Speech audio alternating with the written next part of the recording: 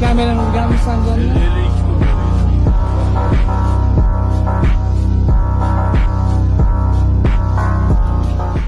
Ustida jarimalar ko'p kelaverganiga ko'chada turgan sentr joylardan jami 52 ta kameraga zarar keltirdim. Ekspertlar o'rganib chiqib, jami zararni 1 milliard zarar meni yelkamga ilib qo'yishdi.